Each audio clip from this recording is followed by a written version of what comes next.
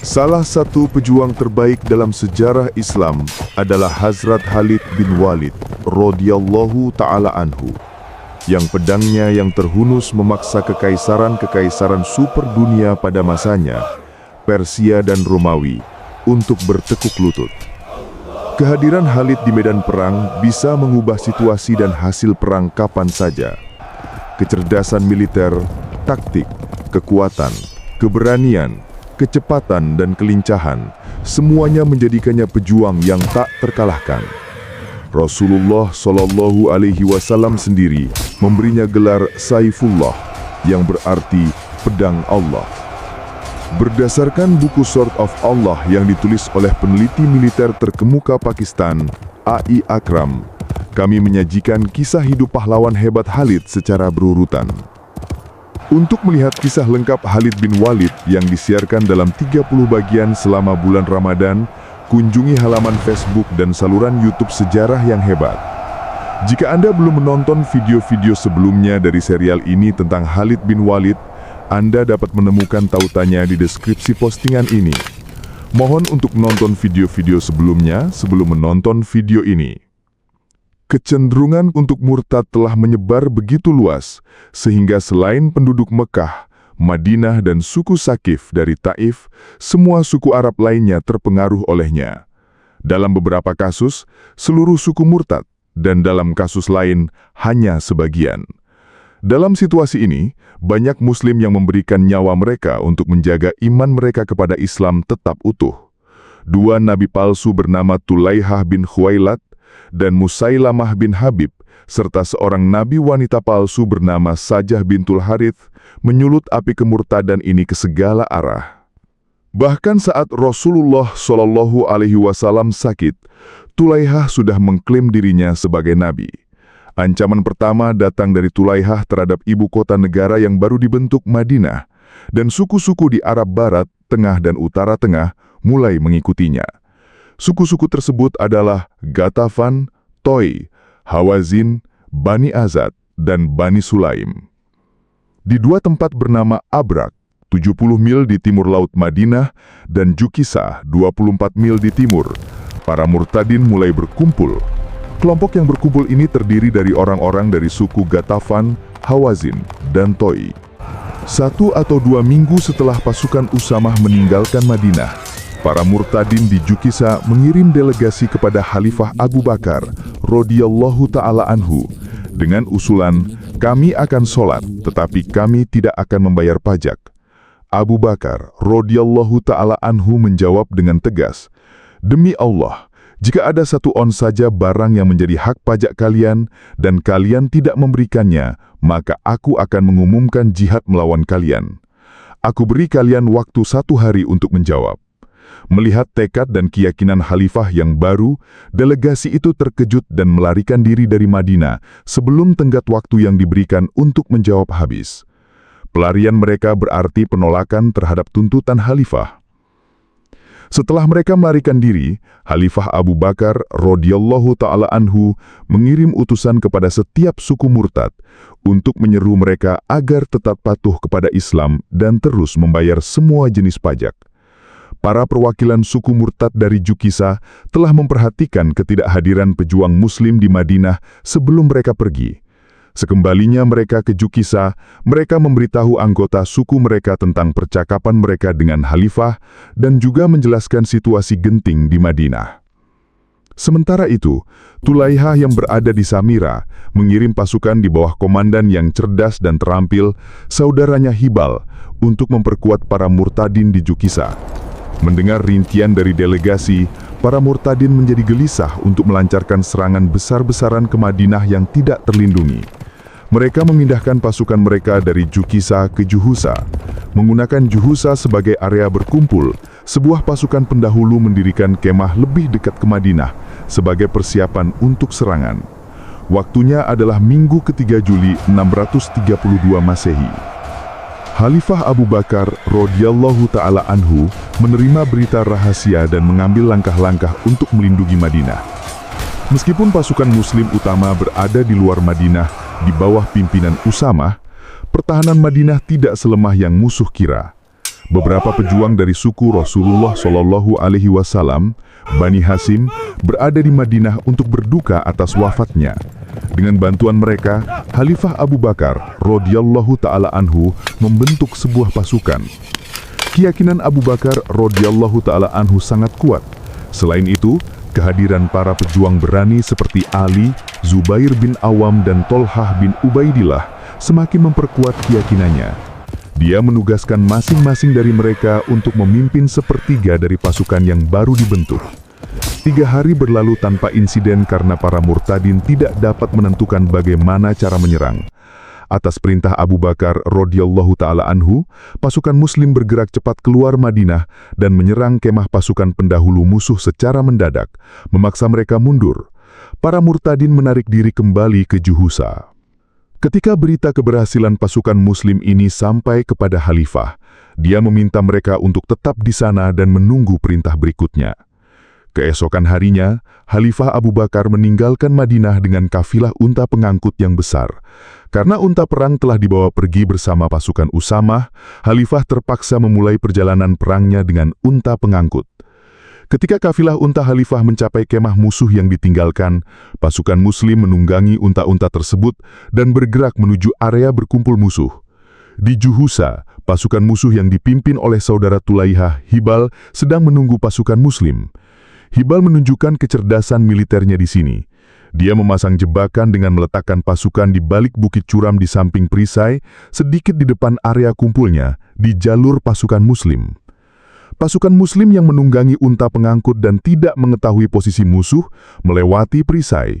Ketika mereka mendekati bukit curam, para murtadin berdiri dan menggulingkan sejumlah besar kantung kulit kambing berisi air dari atas bukit. Ketika kantung-kantung berisi air itu mengguling ke arah pasukan muslim, mereka memukul drum dengan suara keras dan tertawa terbahak-bahak dan berteriak dengan suara melengking. Unta-unta pengangkut pasukan muslim yang tidak terlatih untuk perang, melihat suara keras dan sejumlah besar karung yang tidak dikenal berjatuhan, ketakutan, berbalik dan mulai melarikan diri dengan kecepatan tinggi. Umat Islam berusaha keras untuk mengendalikan kendaraan mereka yang ketakutan, tetapi gagal. Dalam waktu singkat, mereka kembali ke Madinah. Hibal dipenuhi dengan kepuasan batin atas kejadian ini. Tentu saja, ia punya alasan yang cukup. Karena ia berhasil mendorong pasukan muslim kembali ke Madinah dengan sangat mudah. Sehubungan dengan taktik Hibal ini, dapat diasumsikan bahwa penarikan para murtadin dari posisi dekat Madinah mungkin merupakan siasat untuk memancing pasukan muslim keluar dari Madinah. Tetapi, Hibal membuat kesalahan dengan berpikir bahwa umat Islam ketakutan dan pelarian cepat mereka ke Madinah adalah tanda kelemahan. Ia tidak tahu bahwa unta-unta pasukan muslim hanyalah unta pengangkut, dan yang ketakutan adalah unta-unta yang tidak terbiasa dengan perang, bukan manusia-manusianya. Hibal mengirim berita keberhasilan ini kepada pasukannya di Juhusa dan menyuruh mereka maju. Pada malam yang sama, seluruh pasukan murtadin maju dan mendirikan kemah di posisi yang sama dekat Madinah, tempat mereka mundur hanya sehari sebelumnya. Semangat mereka sangat tinggi. Sebaliknya, setiap anggota pasukan muslim marah dan bertekad untuk membalas dendam dengan serangan balasan. Abu Bakar radhiyallahu taala anhu tahu bahwa para murtadin telah kembali dan mendirikan kemah di posisi dekat Madinah. Ia memutuskan untuk menyerang sebelum musuh menyelesaikan persiapan perangnya. Atas perintahnya, umat Islam menghabiskan sepanjang malam untuk mereorganisasi pasukan kecil mereka dan mempersiapkannya untuk perang. Setelah tengah malam, Abu Bakar radhiyallahu taala anhu meninggalkan Madinah dengan pasukannya dan menyusun barisan untuk serangan di dekat posisi musuh. Ia membagi seluruh pasukannya menjadi 4 bagian, menempatkan 2 bagian di kedua sayap, 1 bagian di tengah, dan 1 bagian bertanggung jawab untuk melindungi bagian belakang pasukan. Ia sendiri mengambil komando pasukan yang ditempatkan di tengah dan memberikan komando sayap kanan, sayap kiri dan pasukan penjaga belakang masing-masing kepada Nu'man, Abdullah, dan Suwaid. Ketiganya adalah putra Mukurin. Sebelum fajar menyingsing, pasukan muslim maju menuju kemah musuh. Saat itu, pasukan musuh sedang tidur nyenyak, yakin akan kemenangan yang mudah dalam pertempuran yang akan datang. Kini, giliran Hibal yang diserang secara tak terduga. Sebelum fajar menyingsing, pasukan Muslim dengan pedang terhunus menyerbu para murtadin dengan semangat yang gigih. Banyak musuh yang terbunuh dan sisanya merasa aman dengan melarikan diri. Pelarian mereka terus berlanjut hingga mereka mencapai Juhusa. Di sana, mereka berkumpul kembali, tetapi semangat mereka tidak setinggi sebelumnya. Kemenangan kali ini adalah milik khalifah, dan kemenangannya ini sangat berarti. Itu adalah operasi strategis yang berdarah, di mana musuh terpaksa mundur tidak hanya dengan taktik, tetapi juga dengan penggunaan pedang.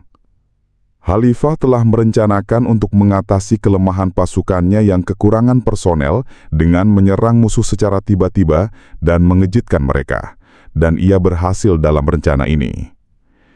Ia membutuhkan kemenangan cepat dan ia mendapatkannya.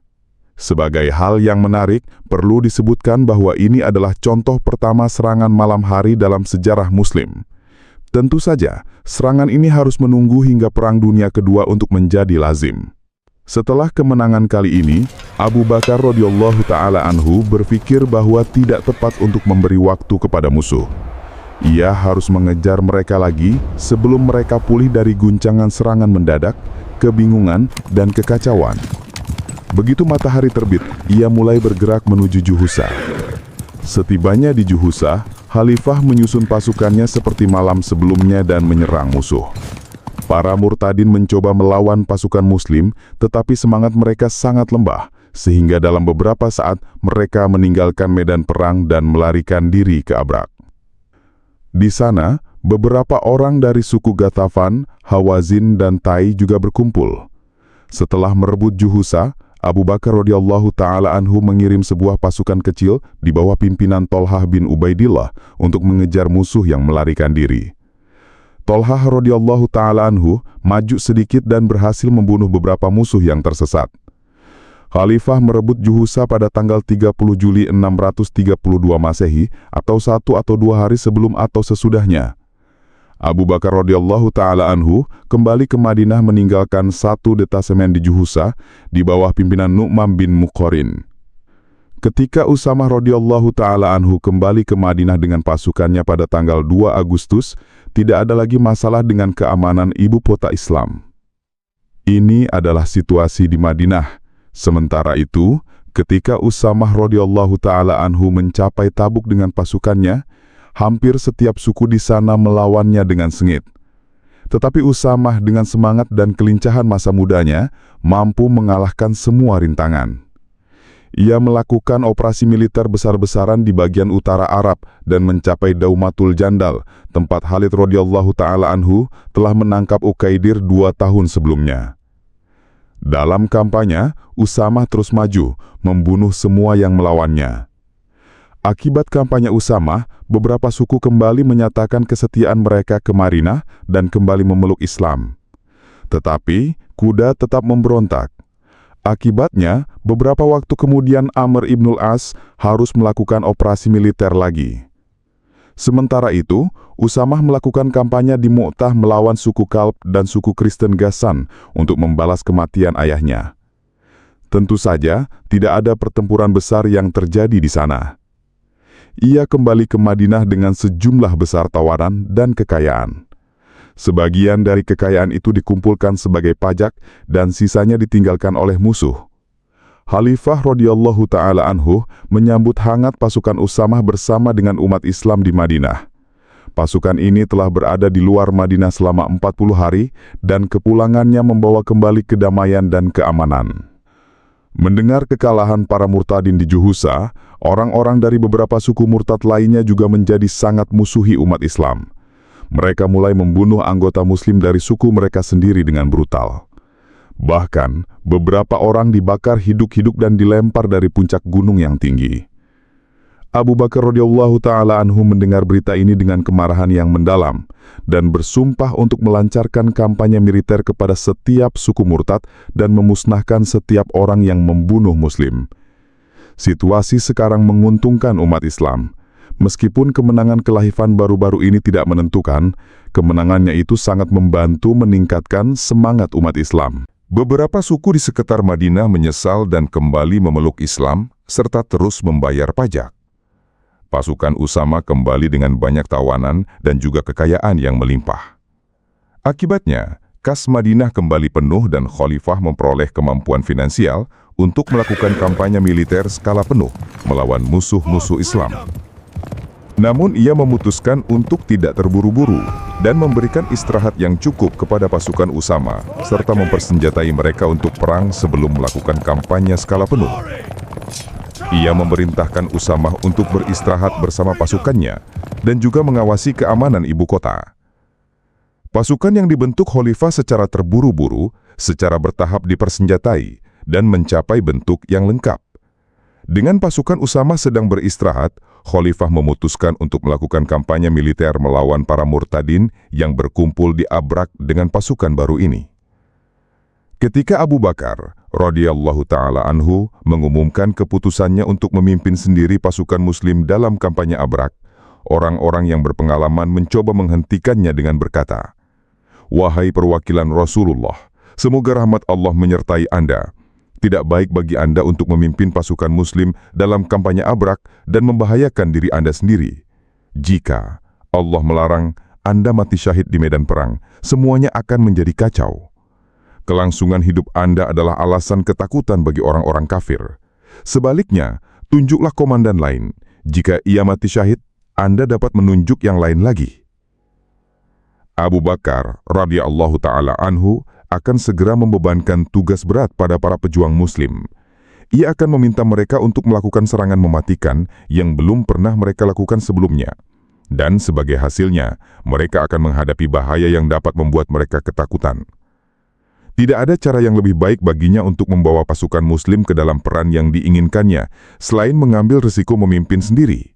Jadi ia menjawab, "Tidak, demi Allah, aku akan memimpin sendiri. Aku tidak akan pernah membebankan bebanku pada orang lain." Akhirnya, sebuah pasukan kecil di bawah pimpinan Abu Bakar radhiyallahu ta'ala anhu berangkat menuju Juhusa. Nu'man menyambut Khalifah di sana. Nu'man ini kemudian menjadi terkenal dalam sejarah sebagai penakluk Nihawan di Persia. Abu Bakar radhiyallahu ta'ala anhu memberikan kepemimpinan kedua sayap pasukannya dan pasukan penjaga belakang kepada Nu'man dan saudara-saudaranya seperti yang telah ia lakukan sebelumnya selama serangan malam, dan mulai bergerak menuju Abrak. Waktunya adalah minggu kedua Agustus dan minggu ketiga bulan Jumadah al-Awal. Pasukan muslim tiba di Abrak dan menemukan musuh siap dalam barisan pertempuran. Tanpa menunda, Abu Bakar mengerahkan pasukannya dan menyerbu musuh. Semangat para murtadin tidak setinggi yang mereka miliki 2 minggu sebelumnya. Para murtadin yang kalah dan melarikan diri di Juhusa telah bergabung dengan para murtadin yang ditempatkan di Abrak. Akibatnya, para murtadin di Abrak secara alami terpengaruh oleh semangat yang patah dari mereka yang kalah. Karena jumlah mereka lebih banyak, para murtadin mampu melawan serangan pasukan muslim selama beberapa waktu. Tetapi setelah beberapa saat, mereka meninggalkan pertempuran dan mulai melarikan diri.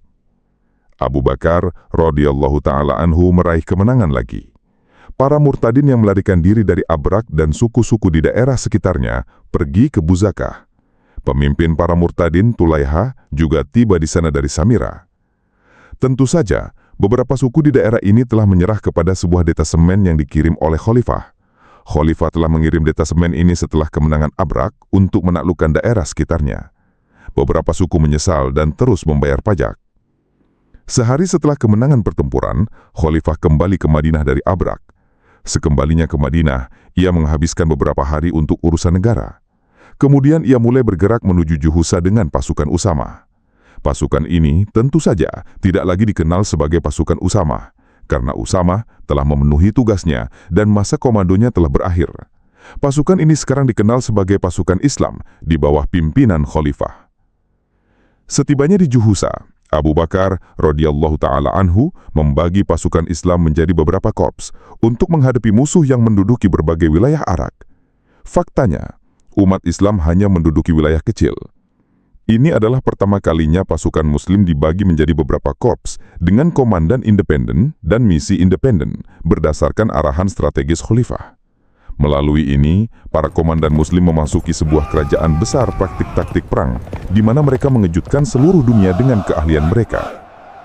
Pada minggu keempat Agustus 632 Masehi di Juhusa, Abu Bakar radhiyallahu ta'ala anhu menentukan strategi untuk melakukan kampanye militer melawan para murtadin. Tujuannya dari kampanyenya melawan para murtadin di Juhusa dan Abrak pada awalnya adalah untuk melindungi Madinah dan tidak memberi kesempatan kepada musuh untuk melakukan kampanye yang lebih besar. Tetapi tujuan utamanya adalah untuk mendapatkan waktu dengan melawan musuh dan mempersenjatai pasukan Muslim utama. Dengan bantuan kampanye-kampanye ini, Abu Bakar radhiyallahu ta'ala anhu berhasil menetralkan persiapan musuh dan menciptakan fondasi untuk dirinya sendiri, dari mana kampanye-kampanye besar berikutnya dapat dilakukan. Gagasan Abu Bakar radhiyallahu ta'ala anhu tentang tugasnya sangat jelas. Ia harus menghadapi banyak musuh. Tulaiha si murtadin di Buzakah, Malik bin Nuwairah di Butah, dan Musailamah si pembohong di Yamamah. Ia juga harus menghadapi para murtadin di wilayah-wilayah yang luas di Bahrain, Oman, Mahrah, Hadramaut, dan Yaman di pesisir timur dan selatan Arab. Pemberontakan juga terjadi di wilayah selatan dan timur Makkah. Bahkan, segera setelah kembalinya Usamah, Kuza di Arab Utara kembali ke kelompok murtadin. Dalam situasi ini, keadaan umat Islam dapat disamakan dengan sebuah pulau kecil kepercayaan di tengah lautan besar ketidakpercayaan, dengan sebuah lampu yang menyala di tengah kegelapan yang luas. Bukan hanya menjaga lampu tetap menyala, di pundak Abu Bakar radhiyallahu ta'ala anhu ada resiko tanggung jawab untuk menghancurkan kekuatan jahat yang terorganisir di sekelilingnya dan mengusir kegelapan. Meskipun para murtadin tidak bersatu, jumlah mereka berkali-kali lipat lebih banyak daripada umat Islam. Bersama Abu Bakar radhiyallahu ta'ala anhu ada para jenderal terbaik dari umat Islam pada masa itu. Senjata terbesarnya adalah Khalid bin Walid radhiyallahu ta'ala anhu, yaitu pedang Allah.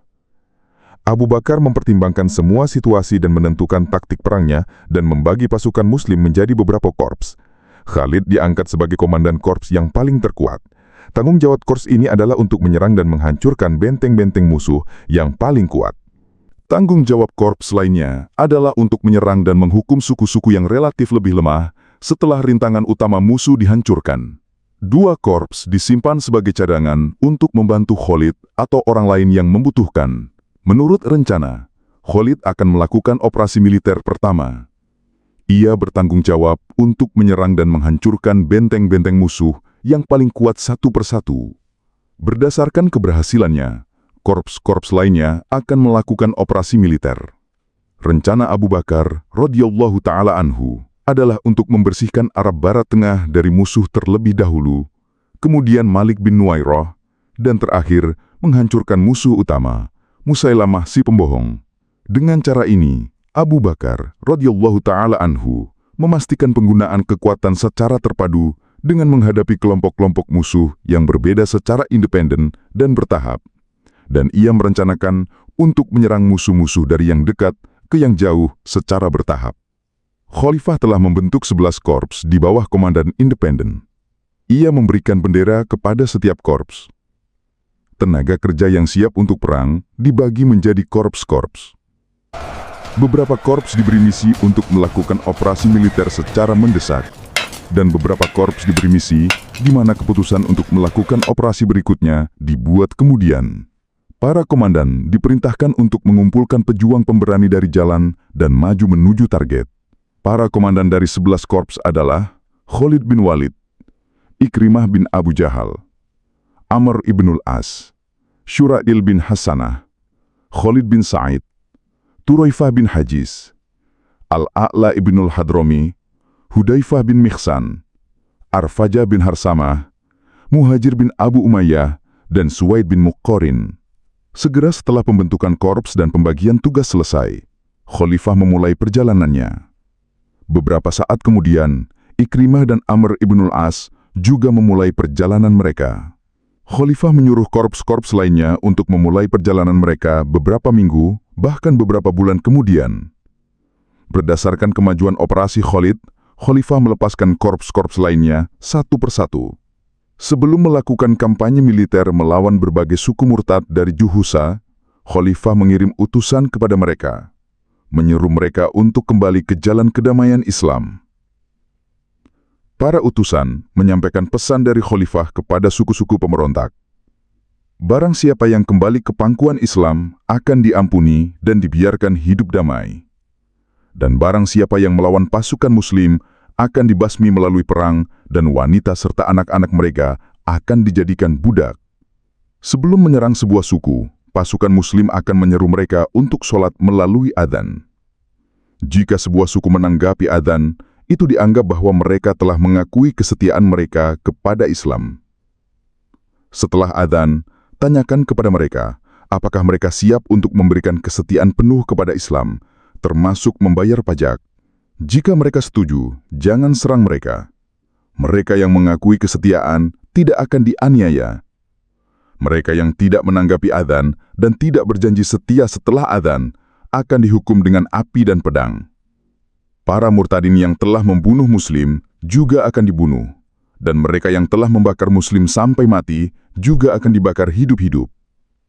Setelah memberikan instruksi-instruksi di atas, Abu Bakar radhiyallahu ta'ala anhu, sahabat yang lemah lembut, sopan dan sederhana di masa Rasulullah SAW, memulai gerakan maju pasukan Muslim dengan tangan yang sangat keras untuk menekan musuh-musuh Islam